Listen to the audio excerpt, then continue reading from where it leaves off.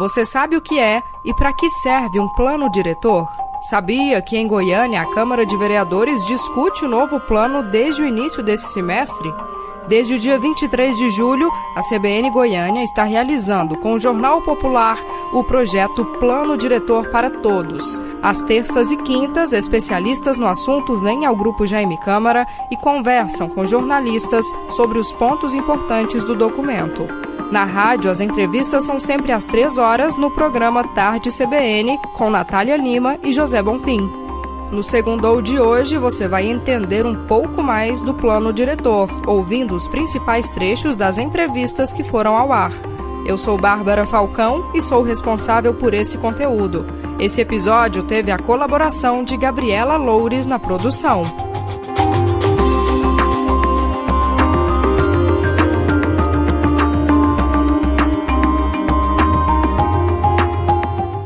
O plano diretor é um instrumento previsto no artigo 182 da Constituição Federal e que foi regulamentado pelo Estatuto da Cidade, aprovado em 2001.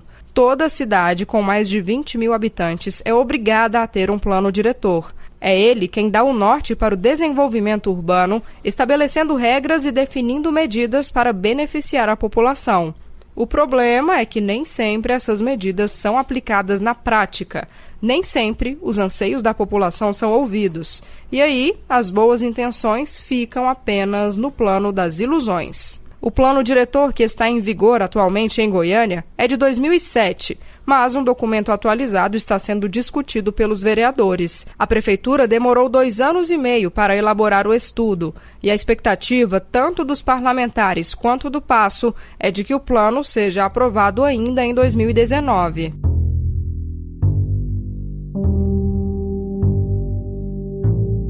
Antes de explicar sobre a tramitação do projeto, vamos falar primeiro dos pontos mais polêmicos presentes no documento. A professora e arquiteta Maria Esther de Souza, do Conselho de Arquitetura e Urbanismo de Goiás, critica a forma como são tratados os conjuntos habitacionais voltados para pessoas de baixa renda.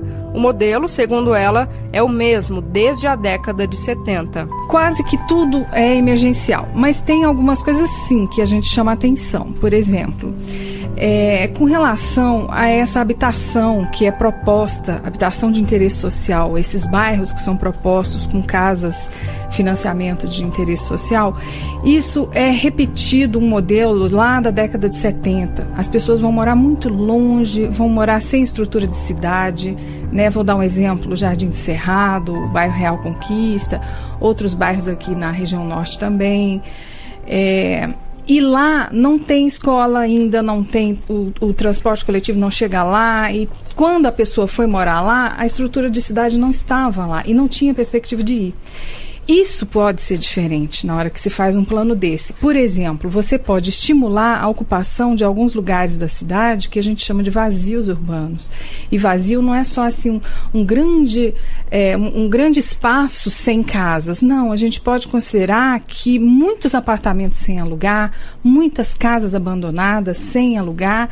Isso, se a gente chamar isso de vazio urbano e a gente tiver um projeto para esse tipo de ocupação, a gente pode trazer muita gente para morar nesses lugares onde já tem cidade, né? E isso o plano pode dar para a gente, né? O presidente da Comissão de Direito Imobiliário da OAB Goiás, Diego Amaral, destaca a revitalização do centro da capital que está presente no plano diretor.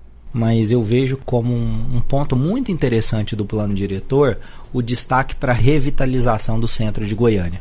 Eu vejo o centro de Goiânia já há alguns anos, não sei se o ouvinte que está me ouvindo tem a mesma percepção, um centro parcialmente utilizado, que tem uma rotatividade de pessoas muito grande durante o dia e que praticamente fica inutilizado no período noturno.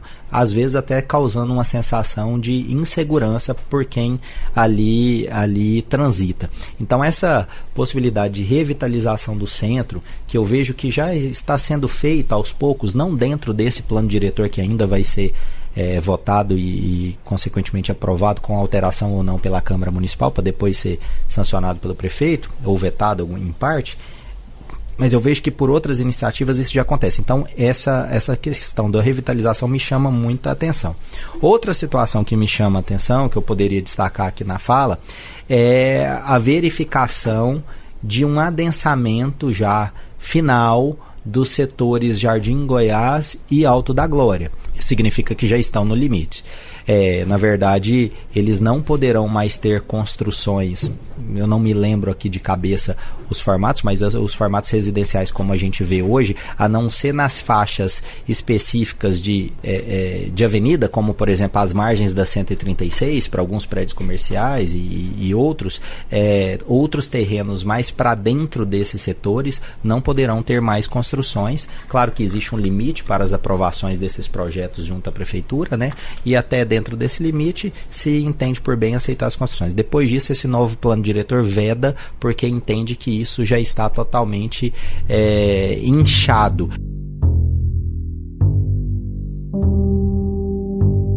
A arquiteta e coordenadora do Núcleo Interdisciplinar de Pesquisas e Estudos da cidade, Ana Maria Diniz, não é tão otimista e destaca que o setor central costuma ser esquecido, diferente de outros bairros mais elitizados. A minha crítica, e quando eu falo dessa verticalização sem planejamento, é porque nós observamos bairros como o setor Bueno, que nesse novo plano diretor ele entra numa área de desaceleração, mas depois que ele está consolidado, é que vem com atraso o plano diretor dizendo que agora não se pode mais construir. Então isso é um contrassenso. Eu não sou contra edifícios que tenham muitas unidades, eu compreendo isso, mas em locais corretos e que venham atender a todos, né? Não uma camada privilegiada, mas sim, por isso que eu cito o setor central, que sempre é esquecido, e há muitos anos, né, entra uma nova gestão e aí é dito que o centro da cidade ele vai ser visto, tem toda a questão do patrimônio histórico, que também está abandonado. Então, sim, eu estou de acordo. O que eu não estou de acordo é que a cidade seja verticalizada sobre uma malha sem planejamento. São muitos os pontos abordados pelo plano diretor: transporte, construções, expansão urbana, parques, polos econômicos, disposição de árvores, áreas de risco, patrimônio histórico e por aí vai. Oficialmente, ele é dividido em 6 eixos e o projeto enviado à Câmara pela Prefeitura tem 150 páginas.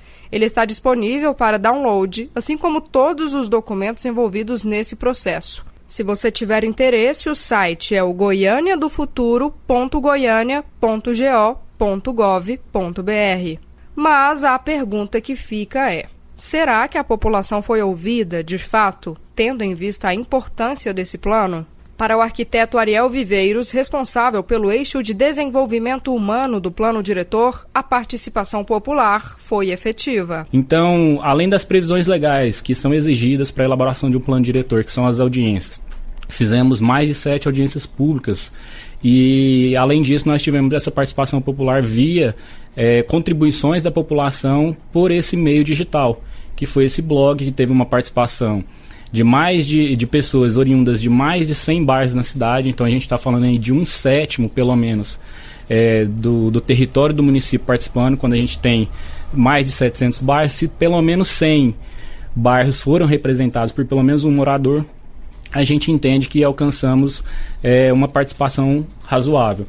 Já a vereadora Sabrina Garcês, presidente da Comissão de Constituição e Justiça da Câmara, acha que o diálogo não foi suficiente e pretende levar a discussão para os bairros da capital. E essa é a nossa crítica que nós fizemos à Prefeitura, que a Câmara fez à Prefeitura, em relação à falta de diálogo com a sociedade.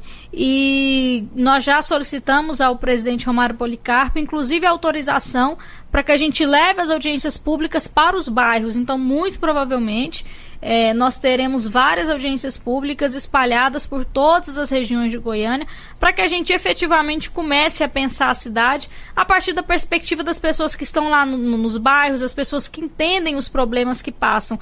Porque se a gente opta apenas por audiências públicas na Câmara também, existe por isso mesmo um cerceamento de participação das pessoas. Porque as audiências públicas na Câmara geralmente em horário de expediente, a Câmara é longe para algumas pessoas, determinadas pessoas não conseguem nem garantir o seu transporte para ir para lá. Então o intuito da Câmara é realmente levar essas audiências públicas para os bairros, para que as pessoas que não têm oportunidade de chegar até a Câmara, para que elas possam participar efetivamente desse trabalho.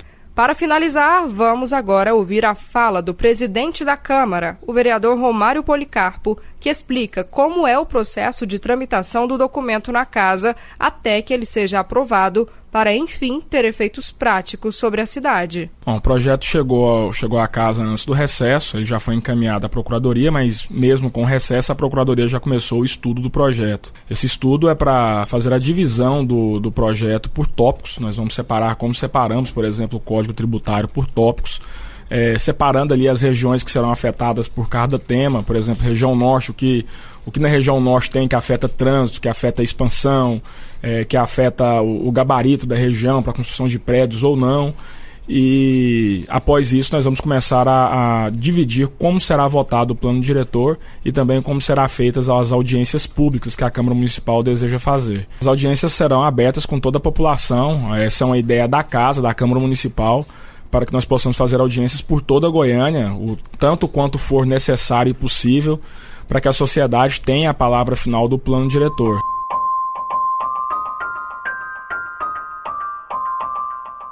Se você se interessou, provavelmente você ainda tem muitas perguntas sobre o plano diretor. Então, eu te convido a conferir no site do Jornal Popular e no site da CBN Goiânia as entrevistas que já foram feitas sobre o assunto. Lembrando que nós seguimos com as análises no Tarde CBN, às terças e quintas, às 15h. Fique à vontade para compartilhar sua opinião sobre esse e outros assuntos. Nós estamos nas redes sociais, mas se você preferir, pode mandar um e-mail para barbara.falcão@cbngoiania.com.br. O número do WhatsApp da rádio é o 99687-0065. Um grande abraço e até segunda que vem.